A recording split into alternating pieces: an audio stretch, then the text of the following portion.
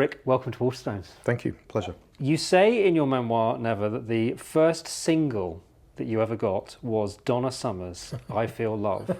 But you point out that it wasn't because you were a very cool kid and you knew that was a great song. It was just happened to be in the charts and you picked it. But it's a very cool song. It is a very cool song, yeah. My dad had given me some money to buy some jeans, and I think it was the first time I'd bought something like that without a parent or an older sibling being there. And it was a store where it was a clothes store, but they had a record shop in it. And Donna Summer was number one at the time, and I was intimidated by some of the older kids in there. So I just went, I'll have number one. And so he gave me the record and off I went. But you're right, it turns out it's a fantastic record, you know. Just as a matter of confession here, so the first single I ever got was actually bought for me by my grandma. Right. And that was Agadoo by Black Lace. That's not which something... is not cool. No. But the first single I bought with my own money was the Pet Shop Boys' You Were Always on My Mind. Oh, it's a great tune. What I've discovered since reading your book, that was the song that kept you off the Christmas number one spot. It's a great tune, though. I have no complaints. It's a great tune. And those guys are amazing. I've met them once or twice, not friends, buddies or anything, but I've met them just at different, you know, and huge respect, because they've done something very few other acts have done.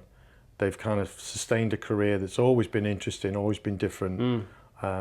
And even when they cover something, they literally turn it into something else. And yeah, amazing. Yeah, so you can't moan about not being number one because of the Pet Shop Boys. So.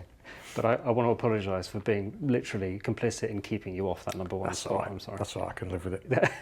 But it's so clear that music is just, you know, like your beating heart. And I wondered how early on in your childhood that was the case. I think from very young, because I have two older brothers and an older sister, and they all loved music. My sister was at gigs all the time from when she was probably 15, 16.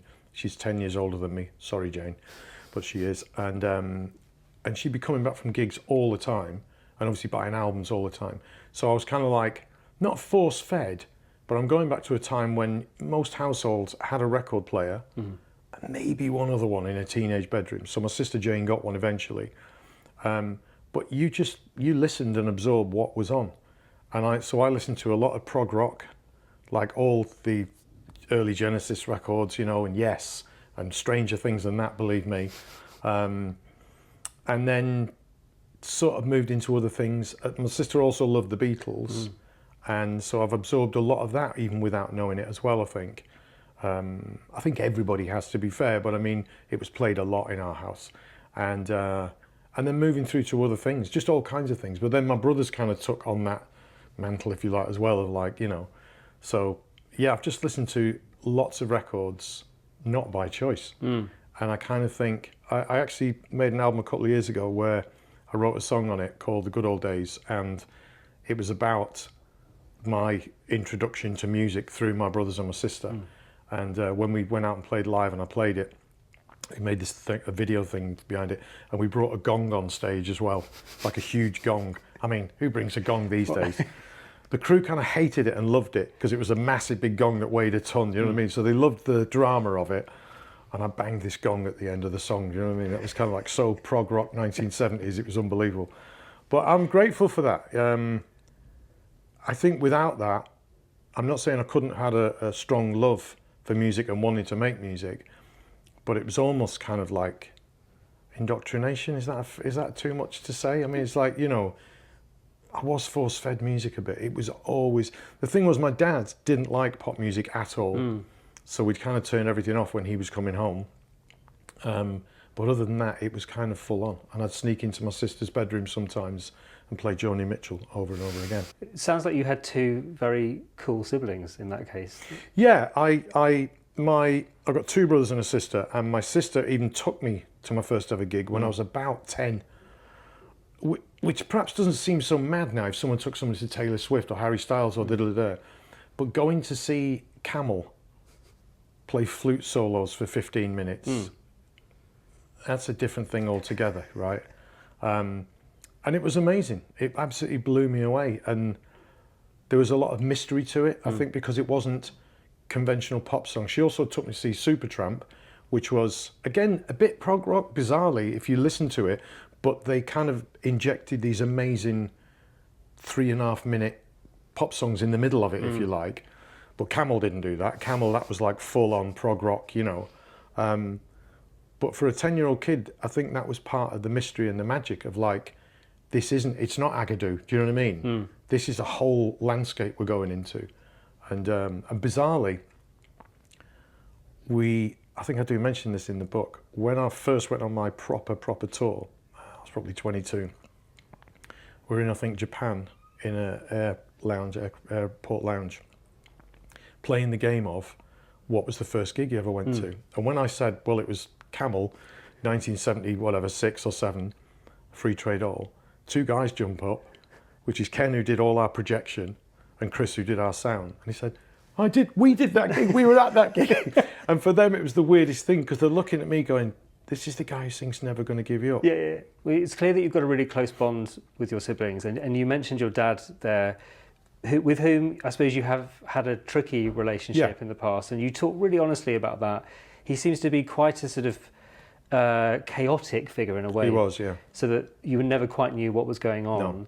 And that, I suppose, means that you didn't have a stability to your childhood that a lot of kids would expect, No. you know. No, and I also think going back to that time as well, not many parents actually even divorced. I mean, if you go into any school today, I'm going to say it's 50-50, whatever.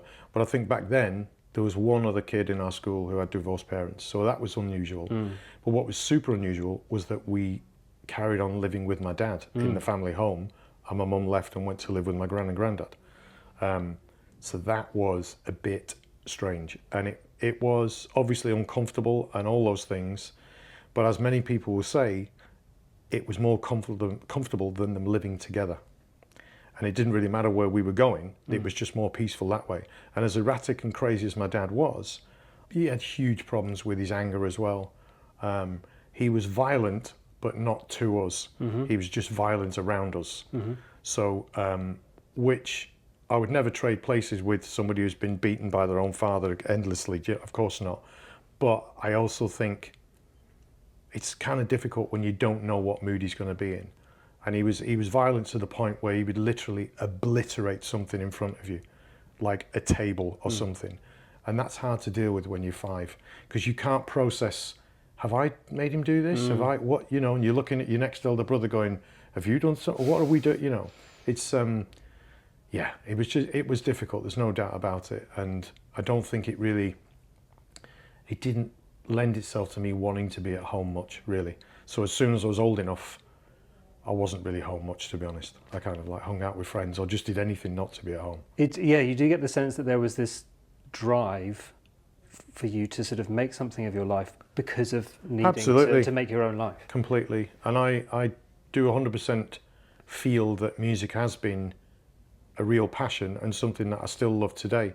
And to be honest, there's barely a day goes by that I don't go home and go in my studio for sometimes for 20 minutes. And I haven't even actually sometimes turned the computer on or what have you. I've just noodled on a guitar and gone, yeah, that'll do. You know what I mean? It's like I don't know what it is, it's weird. And I'm still kind of in love with the process as well. If somebody new comes along or somebody makes a record and I go, what? I wasn't expecting that. I delve into it and find out who they did it with, who they produced it with. You know, I'm still fascinated by it in that way. And it still moves me as well, definitely, 100%. But I think a lot of the triggers for me to wanting to have a career in anything, and music was the thing that I felt I could do, was to, yes, get me out of the place I was in all through my childhood, yeah. Looking for that escape route, another slightly chaotic father figure came into your life in the form of Pete Waterman. Yeah. And it's extraordinary reading about the two of you meeting and sort of becoming almost flatmates, because he had this flat in Crouch End and that's where you ended up living. Yeah. Quite an unconventional couple of flatmates. Yeah. But describe to me a little bit about, I suppose, what he offered to you at that time in your life and why it was so important. I think partly what it was that the Stockaking Waterman thing hadn't taken off yet. They were making records and they were, you know, having hits, but not like these, like #1 record every 2 weeks kind of thing. Nobody knew who they were outside the business at all, and a lot of people in the business probably didn't know who they were. But you could see the potential, and you could feel it, I think, more than anything, because Pete was like a whirlwind, and he was very focused and, you know, bit of a loudmouth. He'd say that himself. But you kind of felt something could happen here. There's a lot of energy in this. And Matt and Mike, which is Stock and Aitken, a lot of the music they made, people would kind of like dismiss it and kind of go, whatever, it's throwaway, well, you know. Most of the musicians that I've worked with over years, and especially when I've been to like TV shows in America, where they've got an amazing house band who can play anything, are just incredible, you know, like a household name house band, if you know what I mean. And then they try and play whenever you need somebody, and they go, what the, that chord shouldn't, what is that? You know, it's really cleverly put together sometimes, but in a way that's very discreet, and you wouldn't know it. So I don't think anybody should ever take anything away from Matt and Mike in terms of how skilled they were. They just applied it to something that made sense on the dance floor in 1980, whatever. It was an amazing place to be, and I was really lucky, I think, to get to be there at that time, because they hadn't taken off yet. So it was like all this potential and a lot of hard work, obviously, as well, and talent. But I got to see it just grow and just sort of become this thing. But going back to your thing about me living in Pete's flat, just to add to the bizarreness of it all, when I first went there, they didn't really know what to do with me, and they were a bit, you know, and he lives 200 miles away, and what are we going to have, you know, and then I think they kind of clocked that I was getting a bit bored, and I'd left the band I was in to do this and everything. So Pete said, look, why don't we just get him down? And Pete's very much like that, or he certainly was. He wouldn't have thought, well, where's he going to stay? He'd just say, let's just get him down. He can work at the studio with all the other young kids, you know. And then it's kind of like, yeah, but where's he going to stay? And they didn't have loads of money to be thrown at hotels and stuff. So he said, well, stay with me. The kid will stay with me, you know. So I did. I used to drive home with him, or sometimes I'd jump the tube or get in a, you know, sometimes on a bus or a taxi or whatever. And then in the morning, we'd usually drive in together. And that was a bit of an education in itself, to be honest. I mean, it's like a movie scene, because he's literally on this brick of a phone. Like the first time I'd seen one in movies, but I'd never seen one actually, you know, in use. And he'd be driving in, and he had this Porsche, not even a fancy Porsche actually. It was a bit of a sort of, you know, and he did have a Jag as well, by the way. And he'd be driving in, and I'd be listening to conversations. I didn't have a clue what he was talking about. Right. Which is why he could probably have the conversations, because he knew I didn't know what he was talking about, because I didn't understand what the record business was. You know, like the whole thing about having a deal, and therefore, well, who's going to publish it?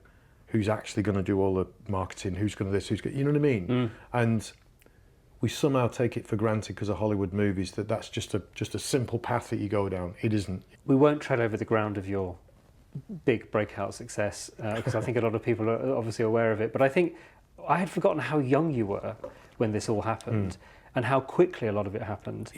And you make really clear in the book that there were times when you were struggling with that you wanted to quit, you wanted to walk away from it. Yeah, a little bit. And a lot of that seemed to do with you know, we were talking earlier about your clear love and knowledge of music and your wish to make it, and not having control over that process must be very, very frustrating.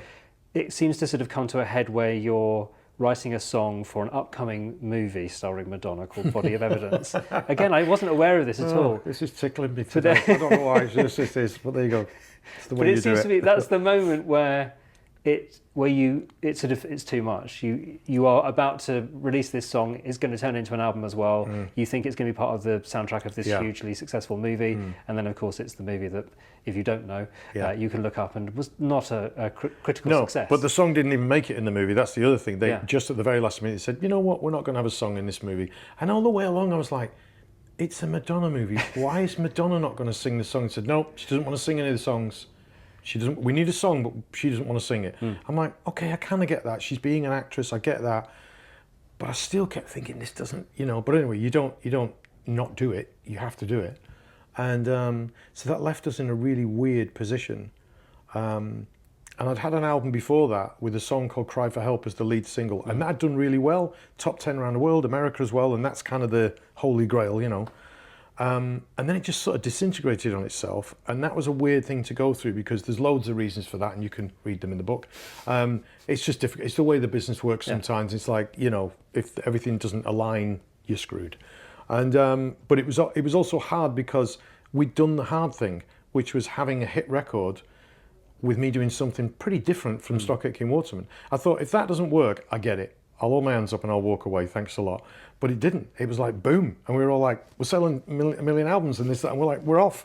And then it just died. Anyway, so when we did the next one, I wasn't even really chomping at the bit to make a record. I was a bit like, I don't know what's going on anymore. I never knew anyway, but I certainly didn't then.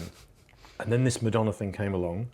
So we kind of, myself and Rob Fisher, who I'd written the song Cry for Help with, we put some songs together, and, you know, we really liked a couple, so we sent one off, or maybe a couple.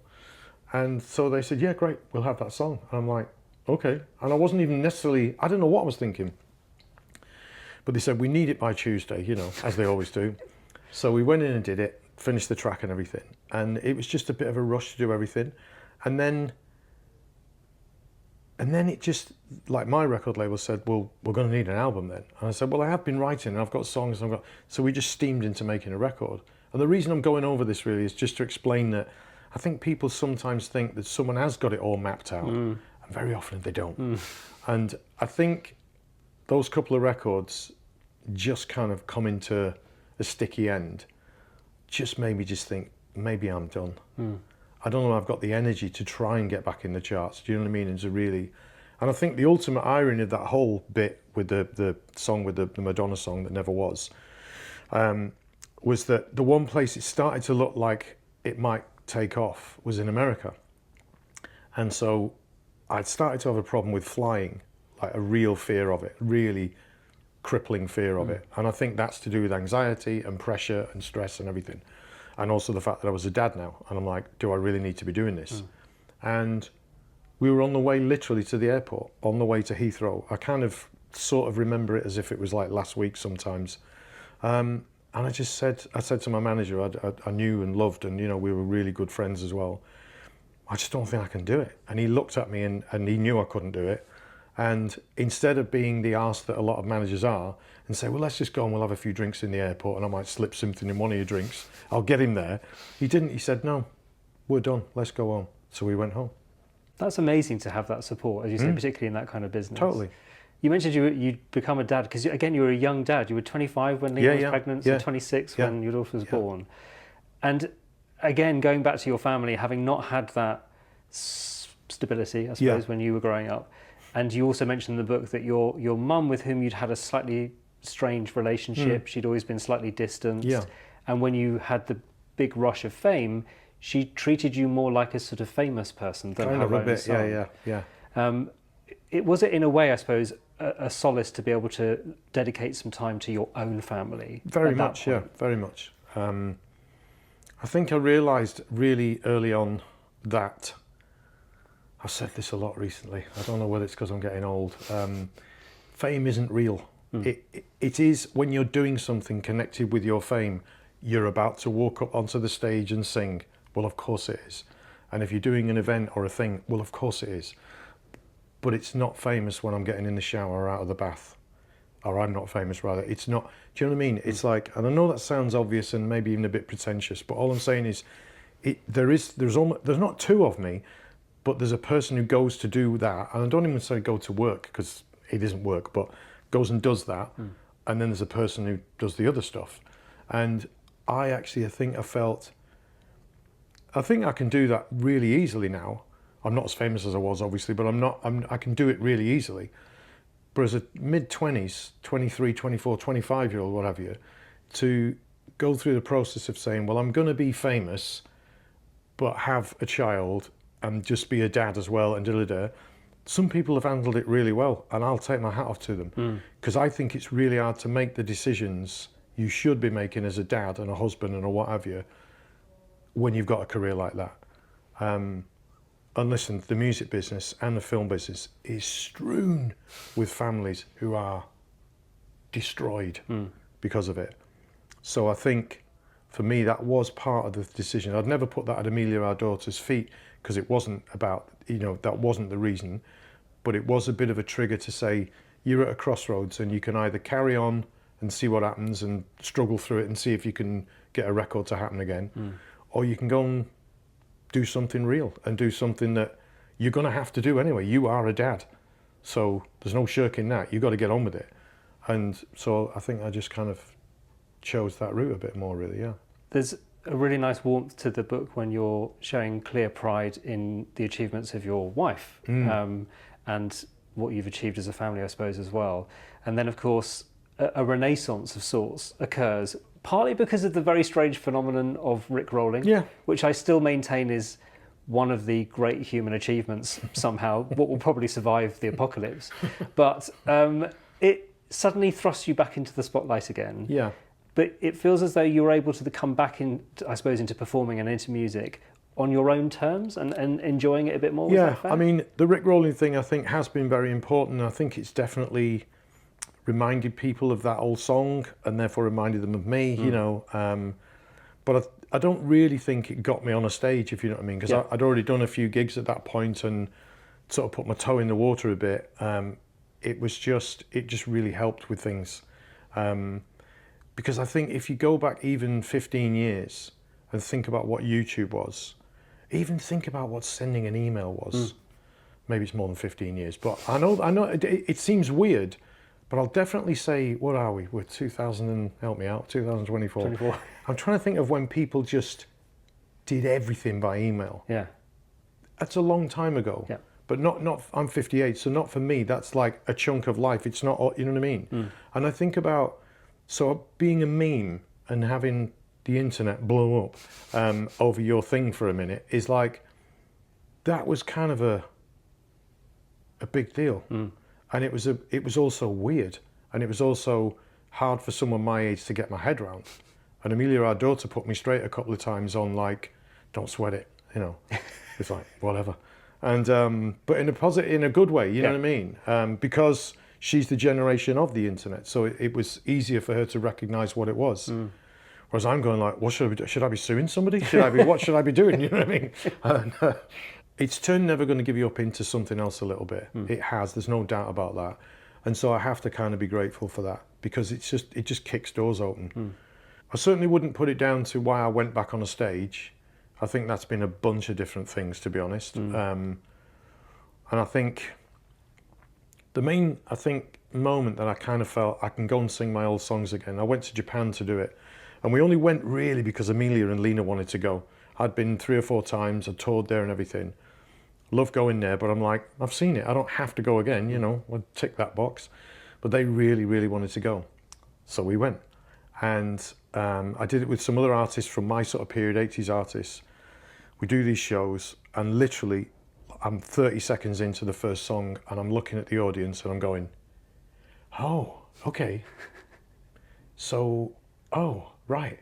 So I can do this, and then go home, and forget about it. I was doing that on stage kind of thing, thinking it through, thinking, I haven't done any interviews. We just arrived, and now I'm on a stage, and I'm doing this, and it's not forever. In fact, it's for a week. And we're not going to LA after, or wherever, or some glamorous, you know, we're literally, you know, and we had a week's holiday in Japan, because again, we just thought we may never go again, you know. And so that whole trip actually was nuts, because you may remember, my wife Lena got nominated for a short film Oscar. Yeah. So a bunch of us went to Los Angeles first, and I had to do something, I can't remember what it was, but basically I ended up being in LA for about 34 hours, in which I went and had lunch with some friends, went to the Oscars, stayed out all night, obviously, it was the Oscars, went to every party we could, and went to a great party at the very, very end of it, got up in the morning, had a bit of breakfast, and then went to Japan. So it was like, it was so mad anyway, if you know what I mean. It wasn't like I'd flown to Tokyo from London going, right, okay, this is what we're doing, da-da-da. It just caught me off guard a little bit. I knew what I was doing, of course I was, and I'd rehearsed with the band and everything. But it wasn't the normal process, I don't think, because we went to the Oscars as well. Yeah. So it was like, They didn't win, unfortunately. That would have really, although to be honest, I probably never would have gone to bed if they'd won. So, I've often said that one of my actually most content and happy periods is when I was just singing. I say just, I don't mean that in any disrespect, but just singing the old songs and doing your slot, your allotted time, because there's 4 other acts doing it. Whether it's like for 30,000 people at Henley, the massive festival they have there, or somewhere in some crazy part of the world, and kind of going, that's it. It's not going to get bigger, better. You're not going to have a hit. You're not going to do anything. You're just going to come here and fulfill a moment of nostalgia for an audience and yourself to a great degree. Yeah. Get paid well for it and then go home. And I definitely feel that in my early 4 or 5 years of, music, just the pressure of it a lot of the time was too much. Maybe also because I had the biggest record I've ever had as the first one. And it was a monster. I'll say that. I didn't write it, I didn't produce it. It was a monster. And it's hard to follow that. And that's what we tried to do for a few years, so. Just to finish off, obviously sitting down to write a memoir means that there's an element of reckoning with your life and sort of looking back. And you, as I said, you are very honest about the tricky relationship with your parents. And you do actually say that if there was one thing you could change in your life, it would be your parents. But then you kind of almost go back on that to sort of say that, of course, if you change that, then it would change all of the great things in your life. Looking back on what you've achieved so far, is there an element, I suppose, of whatever the highs and lows, there is a gratefulness that it has left Unbelievably so, yeah. And I do think that, not with everybody, but certainly with me, it's come with age as well a little bit. I was grateful back in the day, but I think you just take it in your stride. You just kind of go, okay, and get on with it. And when I look back sometimes and I think it is actually, it's not just about the old times, it's about the last 10 years. The fact that, I made a record in my garage just for me, really. And I jokingly called it 50 because I thought, well, no one's going to hear it. And I was kind of like, not making fun of, I love the Adele records, but I was kind of thinking, okay, I'll get that one, love, before you get a chance, you know what I mean? But I seriously wasn't thinking, well, hardly anyone's going to hear it anyway, so it doesn't matter. My friends will get the joke and that's it. And we had a #1 album. And weirdly, it was the polar opposite of the first records that I made, i.e. I played every instrument. I made it at home on my own pretty much. I have an engineer friend who came and mixed it and stuff and all the rest of it. But and so that, I think, has almost been as weird as the first years in a way, because the other ones are way more public and more people would know about Never Gonna Give You Up in that period and stuff. But to me and to Lena, who manages me and has been through that and built with me that process of how we were going to do that and everything, make the record and everything, that I think has almost been a bit crazier than the other bit. Might not seem it to people outside of it, but to us it is. When we were stood in the kitchen having a glass of wine the day that it went to #1, we had a massive leak in the kitchen roof. So there was 4 of us, a couple of the guys who worked with us and stuff, and we all had mops and buckets and all the rest of it, with an amazing bottle of Italian Red open right, because I knew I was going to open that because we knew it was going to be #1. And we ended up mopping up in the kitchen. I was just like, yep, that's about right. That's kind of about right, you know what I mean? It's good to have your feet on the ground. Yeah, well, yeah, in an inch of water, yeah.